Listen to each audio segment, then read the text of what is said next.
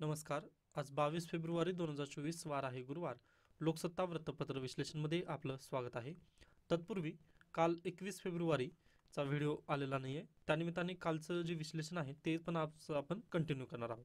तर परत एकदा आज 21 फेब्रुवारी 2024 बुधवार लोकसत्ता वृत्तपत्र विश्लेषणमध्ये आपलं स्वागत आहे. तर पहिली बातमी पहा. 10% स्वतंत्र आरक्षण, मराठा समाजातील तरुणांना नोकरी आणि शिक्षणात संधी.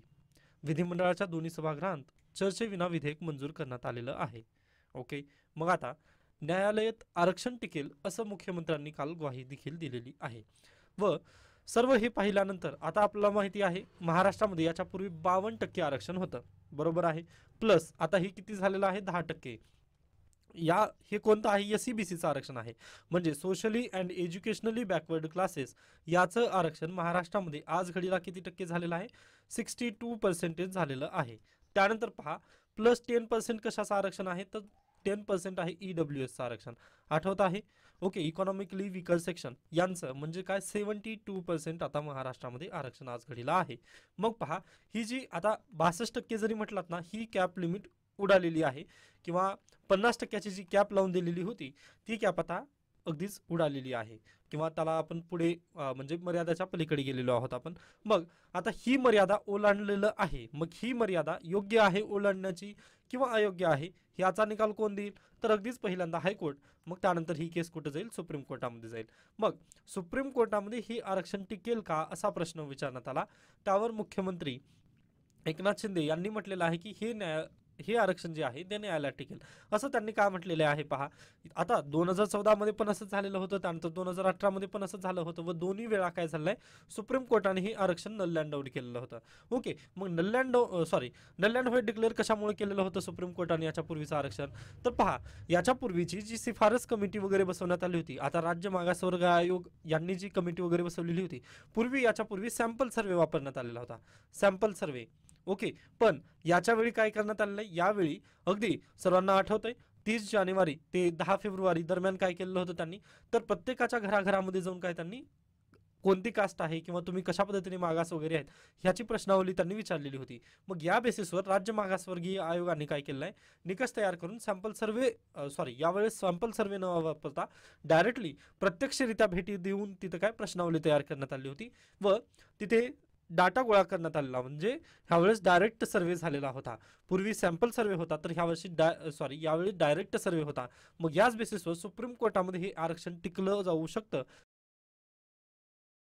म्हणजे पहा याला जर तुम्ही थोडंसं विश्लेषणरित्या जर पाहिलात ना, तर सुप्रीम कोर्टाकडे 2014 आणि 2018 मध्ये जेव्हा आरक्षणाचा मुद्दा गेलेला होता त्यावेळेस त्यांनी सॅम्पल सर्वे वापरला होता. म्हणजे काय केलं होतं की सर, आमच्या महाराष्ट्र राज्यामध्ये मराठा जी लोकसंख्या आहे एवढी एवढी आहे, म्हणजे याच्यापूर्वी त्यांनी म्हटले होते 32% आहे, एवढी लोकसंख्या 32% आहे व ती मागास आहेत.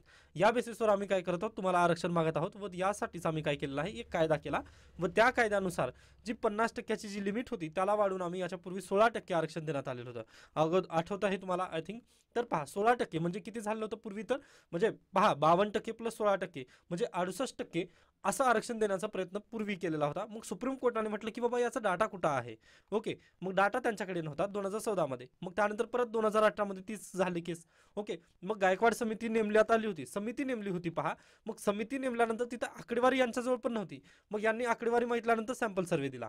ओके, सॅम्पल डाटा दिला की बाबा आमच्याजवळ एवढा एवढा सॅम्पल आहे की इथं एवढे एवढे एवढे कर्मचारी कामात वगैरे आहेत किंवा अगदी मागास वगैरे एवढे आहेत, अशा पद्धतीने त्यांनी फक्त सॅम्पल दिलं. पण यावेळेस काय केलं, त्यांनी डायरेक्ट सर्वे करून अगदी चांगल्या पद्धतीने काम करण्याचा प्रयत्न केला आहे. मग आता पाहूयात की खरं हे सुप्रीम कोर्टामध्ये आरक्षण टिकेल का किंवा सुप्रीम कोर्ट ह्या डायरेक्ट डाटाला मान्यता देईल का, आता हाच नेमका इथं प्रश्न आहे. मग यावरती शरद पवार त्यानंतर उद्धव ठाकरे यांनी पण प्रतिक्रिया दिलेली आहे की बा अगदीच जर टिकलं तर ते अगदीच बेटर आहे असं त्यांचं मत आहे. आता पाहूयात. मग पहा हे मराठा आरक्षणाची जी जजमेंट आता या आरक्षणाबद्दलची जजमेंट येईल ना, ती हिस्टॉरिकल असेल. असं हिस्टॉरिकल असेल मी का म्हणत आहे पहा, जर 50%ची जी कॅप आहे त्याला जर सुप्रीम कोर्टाने जर उचलून धरलं व तुम्ही अगदी मान्यता जर दिली, मराठा आरक्षणाला जर त्यांनी मान्यता दिली ना, तर ते अगदी हिस्टॉरिकल जजमेंट होईल. म्हणजे जसं मंडळ आयोगाच्या केसचं जजमेंट आता राहिलेलं आहे, की हिस्टॉरिकल जजमेंट म्हणून आपण काय त्याला मान्यता देत असतो किंवा त्याला आपण आठवत असतो. अगदी तसंच होईल. मग मराठा आरक्षणामध्ये कॅप लिमिट वर गेलेली आहे असं आपल्याला कन्सिडर करता येईल. व याच्यानंतर पहा, याच्यानंतर मराठा आरक्षणाच्याच बेसिसवर दुसरे पण राज्य सरकार काय करतील, तेथील राज्यांमध्ये जे मागासवर्गीय वगैरे आहेत त्यांना काय ते आरक्षण वगैरे देऊ शकतात. अन्यथा पहा, आता मराठा आरक्षणाची केस ही हिस्टॉरिकल जजमेंट होऊ शकते असं आपण इथं बेसिकली सांगू शकतो. तरी देखील पहा, सुप्रीम कोर्टामध्ये याच्या पूर्वीच्या 2018च्या केसची क्युरेटिव्ह पिटिशन चालू आहे. मग पाहूयात. मग त्यानंतर पहा, नेक्स्ट न्यूज आहे आंदोलनावर जरांगे पाटील ठाम. आता त्यांचं म्हणणं आहे की हे न्यायालयात टिकेल अथवा नाही टिकेल, त्यामुळे आम्हाला ओबीसी अंतर्गतच काय कुणबी प्रमाणपत्र दाखले द्या व ते पण सर्वांना द्या असं त्यांचं मत आहे. म्हणजे त्यांना सेपरेट आरक्षण, असं त्यांनी सेपरेट आरक्षणाच्या बद्दल तेवढं जास्त हे म्हटलं नाही. पण पहा, हे परत तेच आहे, मुद्दा तोच आहे की सुप्रीम कोर्टामध्ये हे आरक्षण टिकेल का, किंवा जर स्टे वगैरे आलं तर याबद्दल प्रश्नचिन्ह निर्माण होतात. बरोबर. मग याऐवजी तुम्ही 27% जे ओबीसी मधलं आरक्षण आहे तेच आम्हाला द्या असं त्यांचं मत आहे. आता पाहूयात की याचं पुढे काय वगैरे होईल. तत्पूर्वी आपल्याला ते जास्त डिटेलिंग वगैरे पण गरजेचं नाही. आता सुप्रीम कोर्ट किंवा हायकोर्टाचे जजमेंट आले तेव्हा आपण याला डिटेलिंग पाहणार आहोत. त्यानंतर नेक्स्ट न्यूज पहा, चंदीगडमध्ये आपचा महापौर. व हे सर्वांना माहिती आहे की चंदीगडमध्ये काय झालं होतं, ती केस आपण पहा, परवा दिवशीच्या वृत्तपत्र विश्लेषणमध्ये मी चांगल्या पद्धतीने कव्हर केले आहे. आय होप तुम्ही त्याला नक्की पाहून घ्याल. त्यानंतर सोनिया गांधी आणि JP नड्डा राज्यसभेवर बिनविरोध, तसेच महाराष्ट्रातील जे जागा होत्या तिथे पण राज्यसभे ही बिनविरोध झालेली आहे. म्हणजे राज्यसभेचे जे इलेक्शन 27ला होणार होतं त्याच्यापूर्वीच इलेक्शन कमिशन ऑफ इंडियाने त्यांना प्रमाणपत्र देऊ केलेलं आहे. अशोक चव्हाण, त्यानंतर गोपछेडे वगैरे यांना ते दिलेलं आहे. ओके, तशी बातमी आहे. तसेच सोनिया गांधी आणि JP नड्डा राज्यसभेवर बिनविरोध गेलेले आहेत. त्यानंतर नेक्स्ट न्यूज पहा, ही अगदी महत्त्वाची ठरू शकते. शक्तीपीठ महामार्गावर 26 आंतरबदल मार्ग निश्चित. आता पहा, शक्तीपीठ महामार्ग कुठून ते कुठपर्यंत चालू झालेला आहे असा प्रश्न डायरेक्टली विचारला जाऊ शकतो. तर ते लक्षात घ्या, नागपूर ते गोवा शक्तीपीठ महामार्गाचे संरेखन अंतिम झाले आहे. व हा महामार्ग किती किलोमीटरचा असेल, तर 802 किलोमीटरचा हा महामार्ग असेल. याच्यापूर्वी 760 किलोमीटरचा हा महामार्ग होता, पण आता त्याच्यामध्ये आणखीन अंतर्बदल करून 802 किलोमीटरचा हा महामार्ग असेल. तसेच महामार्गावर 26 आंतरबदल हे झालेलं आहे, काही गरजेचं नाही. हां, ओके, ठीक आहे. म्हणजे याची बांधणी कोण करणार आहे पहा, तर MSRDC. काही जणांना वाटेल NHAI, okay, national highway authority of India नसून इथे कोण आहे, MSRDC म्हणजे महाराष्ट्र राज्य रस्ते विकास महामंडळ. याच्या अंतर्गत ही बांधणी होणार आहे. शक्तीपीठ महामार्ग म्हणून याचं ओळख असेल व हा महामार्ग आपल्या समृद्धी महामार्गापेक्षाही लांब असेल, हे प्लीज तुम्ही लक्षात घ्यायचं आहे. ओके, समृद्धी महामार्ग 700 किलोमीटरचा, पण हा 800 किलोमीटरचा कोणता महामार्ग आहे, शक्तीपीठ महामार्ग. व त्यामुळे हे खूप महत्त्वाची न्यूज आहे. म्हणजे याच्यामध्ये पहा, सगळे जे देवस्थान वगैरे आहेत ती सगळी देवस्थानं जोडण्याचा प्रयत्न इथं जास्त करून करण्यात येत आहे. त्यामुळे हा 802 किलोमीटरचा शक्तीपीठ महामार्ग मोठा आहे असं सांगता येतं. अद्याप त्याची बांधणी वगैरे चालू झालेली नाहीये. फक्त तुम्ही लक्षात घ्या, परीक्षेला म्हणजे कंबाईन परीक्षेला वगैरे जर आला की शक्तीपीठ महामार्गाची लांबी किती किंवा ते कुठून कुठपर्यंत जातं, तर नागपूर ते गोवापर्यंत जाणारा हा शक्तीपीठ महामार्ग आहे, हे तुम्हाला लक्षात असणं गरजेचं आहे. पहा, आय होप तुम्हाला हा पॉईंट समजलेला असेल. डन. त्यानंतर आपण पुढे जाऊयात. आता पहा, इथे जास्त काही बातम्या दुसऱ्या गरजेच्या नाहीत. त्यामुळे पहा, अगदी मला पण काल थोडंसं बाहेर जायचं होतं, त्यानिमित्ताने मी हे घेतलेलं नव्हतं, कालचं व्हिडिओ आलेलं नव्हतं. पण पहा, आजपासून आपण अगदी सकाळीच घेण्याचा प्रयत्न करणार आहे मी. म्हणजे लवकरात लवकर 8-8:30 पर्यंत तरी तुम्हाला व्हिडिओ देण्याचा मी नक्की प्रयत्न करेन लोकसत्ताचं. ओके, त्यानंतर द हिंदूची काही बातमी आहेत. तर द हिंदूचं आपण काय करूयात, तर अगदी त्याच्यातील काही एडिटोरियल्स वगैरे जर असतील ना, तर त्याला मी नक्कीच तुमच्यासोबत पोहोचवण्याचा प्रयत्न करणार आहे. फक्त तुम्ही थोडंसं रिस्पॉन्स द्या. ओके, तशा पद्धतीने मी पण म्हणजे अगदी मला पण ते चांगलं वाटतं की बाबा आपण विद्यार्थ्यांना हे करत आहोत, म्हणजे योग्यरित्या पोहोचत आहे असं वाटतं. नाहीतर पहा, काही विद्यार्थी इथपर्यंतच म्हणजे पहिले 5 किंवा 2 मिनिटच व्हिडिओ पाहतात, मग त्यानंतर ते लगेच स्किप करून जातात. म्हणजे तसं करू नका. म्हणजे अगदी तुम्ही पूर्ण व्हिडिओ पहा. नक्कीच मी त्यामध्ये पहा फापट पसारा वगैरे जास्त तर बोलत बसत नाही, फक्त जे एक्सप्लेनेशन आहे तेच देण्याचा प्रयत्न करतो. बाकी तर गोष्टी मी तुम्हाला सांगतो की बा होमवर्क वगैरे करा, जे की मला इम्पॉर्टन्स द्यायचं नाही त्या मी तशाच पद्धतीने घेत असतो. फक्त इम्पॉर्टंट गोष्टी आपण चर्चा करत असतो. त्यामुळे शक्य झालं तर तुम्ही पूर्ण व्हिडिओ पाहत चला, एवढंच माझं सांगणं असेल. तर त्यानंतर आपण पुढे जाऊयात. राज्यात आता 62% आरक्षण, ही मी तुम्हाला न्यूज सांगितलेली आहे की कशा पद्धतीने हे आरक्षण वगैरे असेल. त्यानंतर पहा, मराठा कायद्याचा प्रवास आता हे 2014 मध्ये पण आलेलं होतं. त्यानंतर पहा, 2017 मध्ये गायकवाड समिती, 2018 मध्ये परत ते हे करण्यात आलेलं होतं व 2021 मध्ये ते काय सर्वोच्च न्यायालयाने म्हणजे डिलीट केलं होतं, नल अँड व्हाईट डिक्लेअर केलं. तशा पद्धतीने मराठा आरक्षणाचा प्रवास आहे, जे की आपण याच्यापूर्वीच अभ्यासला आहे. त्यामुळे स्किप करूयात. आता पहा, इथे संविधान बद्दल आलेलं आहे, बोल के लब आझाद आहे. आता अभिव्यक्ती स्वातंत्र्य कोणत्या मूलभूत हक्कामध्ये तुम्हाला देण्यात आलेला आहे ते मला सांगायचं आहे. स्वातंत्र्याच्या अधिकारामध्ये आहे पहा 19 ते 22 मध्ये हे येतं. मग त्यामधील कितवा आहे अधिकार अभिव्यक्ती स्वातंत्र्य ते मला तुम्ही सांगा. बाकी हे वाचलं नाही तरी चालेल. ओके, फक्त तुमच्याजवळ आता हे आहे की स्वातंत्र्याचा हक्क हे कोणाजवळ असेल. ओके, त्यानंतर पहा हे नैतिक आणि सामाजिक भान. आता अगदीच हे नैतिकता किंवा इथिक्स या पेपरमध्ये हे शिकतो, परंतु इथं AI बद्दल हे दिलेलं आहे. तर अगदीच ही केस स्टडी म्हणून पाहिली जाते. आता काही विद्यार्थ्यांना मी शिकवलेलं आहे तर त्यांना माहिती असेल ही नैतिकतेची जी केस स्टडी होती. तर आता ही पहा, एकीकडे एक माणूस झोपलेला आहे, एकीकडे 4 माणूस झोपलेले आहेत. तर ही जी ट्रेन आहे ती मी कोणत्या मार्गावर मार्गक्रमण करू शकतो. ओके, मग हेच आहे तुमचं भावनिक बुद्धिमत्ता नैतिकता व इथिक्समध्ये अशाच पद्धतीच्या केस स्टडीज येतात. मग तुम्हाला इथं ट्रेन चालवावी लागेल कारण तिथं एकाचा लॉस होतो, पण इथं 4 जणांचा लॉस आहे. आय थिंक तुम्हाला ही केस स्टडी समजलेली असेल. त्यानंतर वाईटांचा वसंतोत्सव गजेचं नाही पहा, पश्चिम बंगालबद्दल दिलेला आहे व पश्चिम बंगाल त्याच्याच बाजूला थोडंसं पुढे गेल्यानंतर मणिपूर आहे. मग काही जण म्हणत आहेत की पश्चिम बंगालमध्ये जे झालं ते तसं, मग अगदीच काँग्रेसवाले म्हणत आहेत लगेच त्याला विरोध करून तुम्ही मणिपूरमध्ये पाहत नाही, लक्ष देत नाही. म्हणजे पहा दोघांच्या भांडणांमध्ये ना देशाचा लॉस होत आहे हे सर्वांना माहिती असणं खूप गरजेचं आहे. कारण पहा जे पश्चिम बंगालमध्ये होत आहे ते अगदीच भयावह आहे किंवा दुर्दैव आहे, ते आपण मान्य करूया. तसंच मणिपूरमध्ये पण भयावह किंवा दुर्दैव आहे. ओके, दोघांना पण तिथं आपण हे पाहत नाहीये की बाबा ते चांगलं झालं वगैरे. पण पहा या दोघांच्या पण भांडणामध्ये तू मैमै करण्यामध्ये अगदी देशाचं नुकसान होत आहे हे कदाचित त्यांना समजत नाही आहे. त्यामुळेच इथं लिहिलेलं आहे की वाईटांचा वसंतोत्सव. शक्य झालं तर तुम्ही वाचून घेऊ शकता, पण आपल्यासाठी हे गरजेचं नाही. राजकारण वगैरे देण्याचा प्रयत्न केलेला आहे त्यामुळे मी स्किप करत आहे. त्यानंतर शेतकऱ्यांना गृहीत धरू नका असा लेख आलेला आहे, स्किप करू शकता, गरजेचे नाहीत पहा. ओके, म्हणजे खोदा पहाट निकला चुहा टाईप आहेत त्या बातम्या, त्यामुळे मी स्किप करत आहे. तर अशा पद्धतीने कालचा लोकसत्ता इथं संपतो. त्यानंतर परत एकदा नमस्कार. आज 22 फेब्रुवारी 2024 आजच्या लोकसत्ता वृत्तपत्रामध्ये आपलं स्वागत आहे. पहिली बातमी, शेतकरी आंदोलकाचा मृत्यू. 21 वर्षीय तरुणाचा काल मृत्यू झालेला आहे. म्हणजे पोलीस काय म्हणतो आपण अश्रुधुरांचा वगैरे मारा करत आहेत. मग त्या जे नळकांड्या वगैरे आहेत ते कदाचित डोक्यावर वगैरे त्याला तरुणाला मार लागला व तो तिथे मृत पावलेला आहे. मग त्याबद्दल आता अगदीच आणखीन ते शेतकरी आक्रमक वगैरे इथं झालेले आहेत. पण पहा आता इथं नेमकी समस्या कशी झालेली आहे. MSP तर पहा सर्वांना देऊ शकत नाही. आता MSP बद्दल याच्यापूर्वी पण आपण चर्चा केली होती पहा, आठवत असेल तर अगदी मागच्या आठवड्यामध्ये आय थिंक एक लेख आलेला होता की पहा शेतकऱ्यांना आपण त्यांच्या सर्व मागण्या वगैरे देऊ शकत नाही. का देऊ शकत नाही तर पहा हा आपला प्यारा भारत आहे व MSPचा जास्त इम्पॅक्ट कुठं होतो, इथल्या पट्ट्यात होतो. पंजाब आणि हरियाणामध्ये जास्त MSP भेटते, पण आपलं महाराष्ट्र राज्यामध्ये वगैरे तेवढी MSP भेटते का आपल्याला, तर बिलकुल नाही. आता कांद्यावर वगैरे ती भेटू शकते किंवा कांद्याची काय केलेली आहेत निर्यात बंदी त्यांनी उठवलेली आहे. पण कालच्याच वृत्तपत्रातील परत एकदा बातमी पहा तुम्ही की कांदा बंदी जी आहे ती परत त्यांनी कायमच ठेवलेली आहे. कांदा निर्यात बंदी 31 मार्च पर्यंत कायम. व परवा दिवशीचं जर न्यूजपेपर पाहिलं तर कांदा बंदी उठवण्यात आली असं त्यांनी म्हटलं होतं. म्हणजे नेक्स्ट मंथ पर्यंत तरी कांदा निर्यात बंदी आहेच ना आपल्याकडे. व मग असं असताना शेतकरी पैसे वगैरे कमवू शकतील का, तर बिलकुल नाही. मग हीच समस्या आहे. ओके, MSP जर दिलं तर सरकारला तिकडे महागाईचा वगैरे विचार करावा लागतो, हे काही कारणं आहेत. पण पहा शेतकऱ्यांना पण त्यांच्या इन्कमचा वगैरे विचार करावा लागतं, हे सरकारला थोडंसं समजून म्हणजे मधली वाट कशा पद्धतीने पाहता येईल हे सरकारला पाहणं आज खूप गरजेचं आहे. अन्यथा पहा अशाच पद्धतीने हे आंदोलन वारंवार येतील असं आपल्याला इथं बेसिकली सांगू शकतो आपण.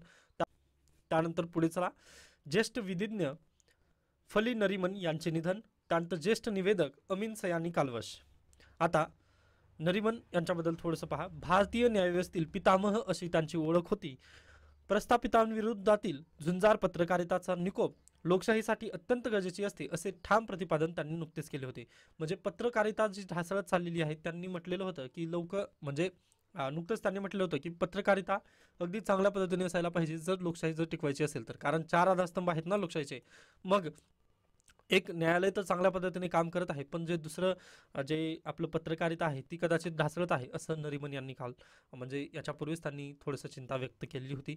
मग ते भारतीय न्यायव्यवस्थेमधील पितामह म्हणून ओळख त्यांची होती, फली नरिमन. ओके, तर लक्षात ठेवा परीक्षेला प्रश्न विचारले जाण्याची शक्यता आहे. पर्सन इन न्यूज म्हणून हे विचारले जाऊ शकतात की नुकतेच कोणाचं निधन झालेलं आहे ज्यांना आपण काय भारतीय न्यायव्यवस्थेतील पितामह म्हणून ओळखत आहोत, तर ते आहेत फली नरिमन. याला तुम्ही लक्षात ठेवा. पर्सन इन न्यूजमध्ये अशा पद्धतीने कंबाईनला वगैरे याच्यापूर्वीच प्रश्न आलेले आहेत. त्यानंतर डिपार्टमेंटल स्टोअरमध्ये वाईन विक्रीचा निर्णय मागे. सर्वांना माहिती आहे की 2022 मध्ये महाविकास आघाडीच्या सरकारने डिपार्टमेंटल स्टोअर्सला वाईन ठेवण्याची परवानगी वगैरे दिली होती. ती कशामुळे पहा, तर अगदीच काय भेटतं आपल्याला, व्हॅल्यू ॲडेड टॅक्स वाईनवरती भेटतं व ते जीएसटी अंतर्गत येत नाही. बरं, म्हणजे जीएसटी अंतर्गत फक्त पेट्रोल डिझेल वगैरे येत नाहीत, त्यानंतर हे एक येत नाही आपलं वाईन वगैरे. ओके, मग यामुळे त्यांनी काय केलं होतं पहा, राज्य सरकारला पैशाची वगैरे नितांत गरज होती असं आपण डायरेक्टली म्हणू शकतो. मग त्याच बेसिसवर त्यांनी म्हटले की आता आपण काय करूयात, जे आपली किराणा दुकानं वगैरे आहेत, म्हणजे अगदीच डिपार्टमेंटल स्टोअर्स वगैरे आहेत ना, तिथे पण आपण काय करूयात, वाईन देण्याचा प्रयत्न करूयात किंवा तिथे वाईन ठेवूयात.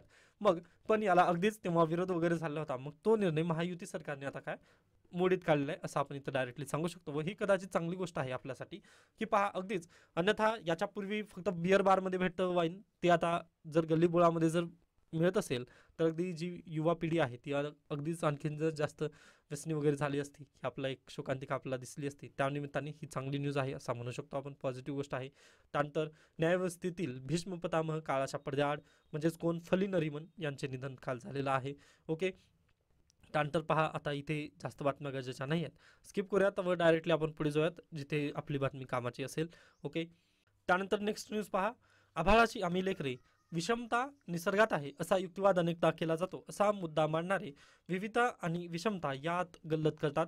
आता हा जो लेख आहे किंवा हे जे संविधान भान जे लेख दिलेला आहे, यामध्ये समस्या अशी आहे की यांनी उदाहरणं भरपूर दिलेली आहेत, पण आपल्यासाठी ते गरजेचे नसतात किंवा आपल्याला भारतीय संविधानाला याला रिलेट करता येत नाही आहे मला, त्या म्हणजे एक्झामशी, त्यामुळे मी याला स्किप करतोय. तरी देखील तुमच्या समोर मी प्रश्न मांडतोय. आता 21 तारखेच्या प्रश्नामध्ये मी काय सांगितलं होतं, म्हणजे कालच्या वृत्तपत्रामध्ये मी काय सांगितलेलं होतं तुम्हाला, की कोणता प्रश्न विचारलेला होता की अभिव्यक्ती स्वातंत्र्य कितवा आहे. तर आता इथं मला सांगा, विषमतेविरोधाचं जे अधिकार आहे किंवा मूलभूत हक्क आहे, ओके, म्हणजे कायद्यासमोर समानता, आणि त्याच्यानंतर नेक्स्ट लगेच आहे की विषमता तुम्ही करता येणार नाही. मग ते कितवं आहे कलम, हे मला तुम्ही सांगायचं आहे. ओके, कमेंट सेक्शनमध्ये 3 मूलभूत कलमाची जी हे आहेत, आकडेवारी जी आहे ती तुम्हाला नक्की मला सांगू शकता. ओके, त्यानंतर आपण पुढे जाऊयात. हे व्यापक बुद्धिमत्ता दिलेला आहे, आर्टिफिशियल इंटेलिजन्सबद्दल आहे, स्किप करू शकता. त्यानंतर हाच खेळ पुन्हा उद्या, म्हणजेच पहा 2014 मध्ये जेव्हा पृथ्वीराज चव्हाण यांचं सरकार होतं त्यांनी पण जल्लोष साजरे केलेला होता. त्यानंतर 2018 मध्ये देवेंद्र फडणवीस होते, त्यावेळेस त्यांनी पण जल्लोष साजरा केला होता. त्यानंतर 2024 मध्ये एकनाथ शिंदे आहेत, यांनी पण जल्लोष साजरा केला की आम्ही मराठा समाजाला आरक्षण दिलेलं आहे. पण लगेच 2015 मध्ये सुप्रीम कोर्टामध्ये जेव्हा केस चालवली गेली, त्यावेळेस हे आरक्षण नल अँड व्हाईट डिक्लेअर करण्यात आलं. त्यानंतर 2021 मध्ये असंच झालं व नल अँड व्हाईट डिक्लेअर करण्यात आलं. व आता 2024चं काय मग. ओके, म्हणजे पहा आता सध्याला एकनाथ शिंदे यांचं सरकार आहे व तत्कालीन मुख्यमंत्री लगेच तिथं काय जल्लोष वगैरे साजरा करतील. पण याच्यानंतर काय करणार मग, समजत आहे ना तुम्हाला. म्हणजे अगदी हे मुख्यमंत्री आता पहा 2024 मध्ये जर 2024 मध्ये इलेक्शन होणार आहेत ऑक्टोबर महिन्यामध्ये महाराष्ट्रामध्ये, बरोबर. मग जर आले एकनाथ शिंदे तर ठीक, अन्यथा जर नाही आले तर मग कोणावर आपण खापर फोडायचं मराठा आरक्षणाचं. मग असा इथं प्रश्नचिन्ह निर्माण होत आहे, त्यासाठी हा लेख लिहिलेला आहे. ओके, व याच्यापूर्वीच पहा आपण चर्चा केलेली आहे की कशा पद्धतीने ते आरक्षण टिकलं वगैरे नाही. त्यामुळे पहा आता परत आपण मी याला डिटेलिंग वगैरे घेणार नाही की का ते आरक्षण वगैरे टिकलं नाही. आता फक्त एकनाथ शिंदे यांची पॉईंट जे म्हटलं ते सुप्रीम कोर्टामध्ये की डायरेक्ट सर्वे यामध्ये करण्यात आलाय, मग पाहूयात ते काय होईल. पण अद्याप आपल्याला इथं डायरेक्टली जल्लोष वगैरे साजरा करता येत नाही. त्याचं नेमकं तेच कारण आहे की हे सुप्रीम कोर्टामध्ये आरक्षण टिकेल का नाही याच्याबद्दल आपल्याला शाश्वती देता येत नाहीये.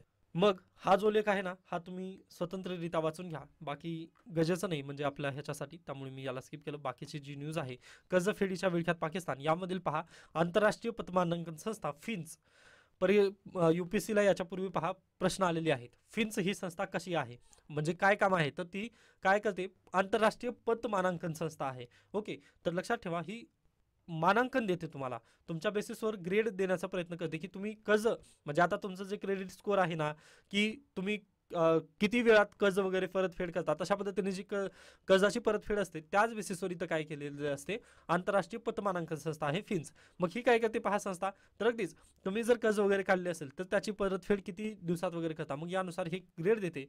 मग त्यांनी आताच दिलेलं आहे की जे पाकिस्तानमध्ये जे सध्याला सत्तेचं सत्तांतरण वगैरे झालेलं आहे किंवा जे खेळ चालू आहे त्याबद्दल त्यांनी परत एकदा जगाला अवगत करून देण्याचं काम करत आहे की पाकिस्तान सध्याला आणखीन जगाच्या विळख्यातच आहे, कारण त्यांची जी ही आहे ग्रेड जी आहे ती काही वाढत नाही आहेत. व याच्यापूर्वी तर FATFच्या यादीमध्ये ते करड्या यादीत होतं, म्हणजे पाकिस्तानला कोणी लोनच देत नव्हतं. मग तसं असताना देखील अगदी FATFच्या यादीतून ते थोडंसं वर आल्यानंतर त्यांना लोन मिळालेली आहेत, पण तरी देखील पहा अद्याप तिथे सरकारच टिकत नसल्यानं किंवा म्हणजे सत्तेचा खेळ चालू असल्यानं ही समस्या इथं निर्माण होत आहे, असं आपण इथं डायरेक्टली सांगू शकतो. त्यानंतर पहा IT तील घसघशीत पगारांची मंदीची कात्री. आता हा पण लेख आपल्यासाठी गरजेचा नाही असं म्हणू शकतो आपण, कारण IT सेक्टरबद्दल आहे व IT सेक्टरबद्दलचे जेव्हाचे म्हणजे आता पुढल्या वर्षी जर तुमची एक्झाम असेल 2025 ना, तर त्यावेळेस तेथील समस्या तुम्ही सॉरी तेव्हाच्या समस्या पहा, आताच्या समस्या वगैरे याला तुम्ही पाहू नका. व इथं आकडेवारीचा खेळ आहे, त्यामुळे मी याला स्किप करतो आहे. पुढे चला, मराठा आरक्षणाचा फायदा किती वगैरे ते राजकारण वगैरे त्या दृष्टिकोनातून दिले, स्किप करू शकता. त्यानंतर UPSCची तयारी, निबंधाची तयारी, विक्रांत भोसले सर यांचा लेख आहे. हा लेख अगदीच तुम्ही वाचून घेऊ शकता की निबंध कशा पद्धतीने लिहिता यावे व निबंध लिहिण्यासाठी काय काय महत्त्वाचं ते तिथं दिलेलं आहे. त्यानंतर झीमधील गैरव्यवहाराच्या चौकशीला आधार, सेबीकडून कंपनीच्या अनेक माजी संचालकांना समन्स. म्हणजे पहा, झी कंपनी डुबत आहे सध्याला. ओके, मग डबघाईला गेल्यानंतर सेबी काय करत आहे, आता त्या सेबीने अगदीच झी कंपनी का डुबत आहे याबद्दल जे तिचे CEO वगैरे होते, याच्या पूर्वीचे डायरेक्टर्स होते, त्यांनी काय समन्स पाठवले की बाबा तुम्ही आमच्या चौकशीला तुम्ही सामोरं जायचं आहे. मग यामुळे काय झालं पहा, सेबीने नोटीस पाठवल्यानंतर लगेच जे झी कंपनी आहे तिचे शेअरमध्ये वगैरे गिरावट आलेली आपल्याला पाहता येते व ही कंपनीची अगदीच तेजी केव्हा आलेली होती, सोनी कंपनीवर त्यांनी केस केलेली होती व सिंगापूरमध्ये त्याबद्दल सुनावणी चालू आहे. ओके, सिंगापूरमध्ये त्याबद्दल सुनावणी चालू आहे. मग पाहूयात की आता याचं निकाल वगैरे काय येतं. तत्पूर्वी ही कंपनी सध्याला चर्चेत आहे असं तुम्ही म्हणू शकता, त्यानिमित्ताने मी ही न्यूज घेतलेली आहे. तर आता इथे 21 आणि 22 वृत्तपत्र विश्लेषण आपण थांबूयात. याबद्दल काही शंका, काही सजेशन असतील तर नक्की मला सांगू शकता. धन्यवाद.